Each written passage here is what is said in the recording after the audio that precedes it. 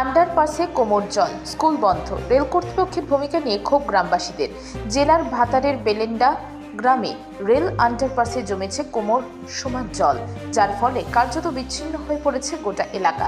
গ্রামের ছাত্রছাত্রীদের স্কুলে যাওয়া কার্যত বন্ধ হয়ে গেছে। বুধবার এমনই অভিযোগ তুলেছেন স্থানীয় বাসিন্দারা। জানা গেছে, পূর্ব বর্ধমান জেলার ভাতার ব্লকের এই বেলেন্ডা গ্রামে বর্ধমান কাটোয়া রেলপথ যখন ছোট লাইন থেকে বড় লাইনে রূপান্তরিত হয়, তখন মূল রাস্তাকে কেটে আন্ডারপাস নির্মাণ করা হয়। প্রথম দিকে এই আন্ডারপাসে নিকাশির ব্যবস্থা থাকলেও বর্তমানে সেটি কার্যত অকার্যকর হয়ে পড়েছে। ফলে বৃষ্টি হলে জল জমে এবং যাতায়াত বন্ধ হয়ে যায়। মঙ্গলবার থেকে টানা বৃষ্টিতে পরিস্থিতি আরও খারাপ হয়েছে। বুধবার সকাল থেকে প্রবল বৃষ্টির কারণে আন্ডারপাসে কোমর সমান জল জমে যায়। রাস্তায় যান চলাচল বন্ধ হয়ে গিয়েছে প্রায়, এবং স্কুল পড়ুয়াদের যাতায়াত একেবারেই থমকে গেছে।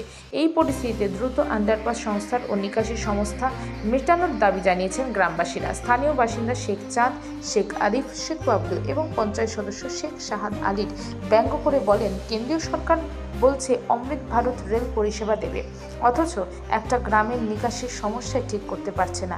এটা খুবই হাস্যকর। তাদের দাবি, রেল কর্তৃপক্ষকে বহুবার জানানো হলেও কোনো স্থায়ী সমাধান হয়নি। এই পরিস্থিতি কতদিন চলবে এবং কবে মিলবে সমাধান, তা নিয়ে ক্ষোভে ফুঁসছেন বেলেন্ডার মানুষজন। অবিলম্বে আন্ডারপাস সংস্কার এবং নিকাশির সমস্যা মেটানোর দাবি উঠছে সর্বস্তর থেকে। সংবাদ পাঠে Ankita Kundu. Gurukul global school,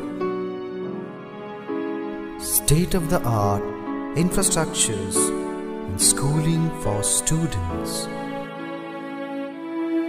It goes with a motto, enlightening young minds. এটা হচ্ছে বেলেন্ডা গ্রাম, ভাতার থানার এই গ্রামটা। যতদিন থেকে রেল হয়েছে ততদিন থেকে আমরা এই ভোগান্তি আমাদের চলছে। রেল মানে বড় লাইন হয়েছে এখানটা, হ্যাঁ, ছোট লাইন থেকে বড় লাইন হয়েছে। এই আন্ডারলাইন এই করে দিয়েছে, জল নিকাশি সব বন্ধ। স্কুলের ছেলেমেয়েরা টোটাল মানে স্কুলে যেতে পারছে না, এখন গ্রামের মানুষ বেরোতে পারছে না। এই কি অবস্থা তো আপনিও দেখতে পাচ্ছেন। হ্যাঁ, এদিকে কেন্দ্র সরকার বলছে আমরা বন্দে ভারত চালাবো। এটা যদি আমাদের রাজ্য সরকারের আন্ডারে থাকতো, কিন্তু আমাদের নিকাশি সব ব্যবস্থা হয়ে যেত। কিন্তু আজকে দেখুন কি অবস্থা, আজকে জল নিকাশি নাই, ছেলেমেয়েরা স্কুল যেতে পারছে না। বিপদ হলে আমরা বেরোতে পারবো না, এই অবস্থা আমাদের চলছে। আর কেন্দ্র সরকার মোটা বাদ বলছে যে আমরা বন্দে ভারত চালাবো, হ্যাঁ, এমক করবো তেমক করবো, কিন্তু নিকাশি বন্ধ করে দিয়েছে। কিন্তু এটা যদি আমাদের রাজ্য সরকার আন্ডারে থাকতো, কোনদিন আমাদের এই নিকাশি কাজ আমাদের সম্পূর্ণ শেষ হয়ে যেত।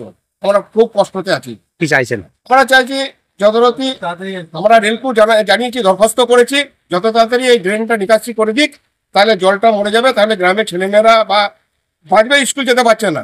কত নম্বর গেট এটা? এটা গেটটা তো কত নম্বর? 10 নম্বর গেট। এইটা 10 নম্বর গেট। কি নাম আপনার? আমার নাম শেখ বাবলু। হচ্ছে গ্রামের ছেলে মেয়েদের পড়াশোনা স্কুল দিতে অসুবিধা হচ্ছে, জল দাঁড়িয়ে গেছে।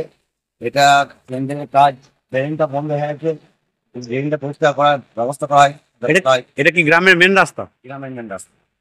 তাই কতদিনের এই সমস্যায় ভুগছেন? মোটামুটি 15 বছর। ওই যেদিন বড় লাইন হয়েছে তখন থেকে কি চাইছেন আপনারা? আমরা চাইছি এখানে ভালো করে সমস্যা হয়, জল না দাঁড়ায়। এটাই। আজকে কি জলটা বেড়ে গেল?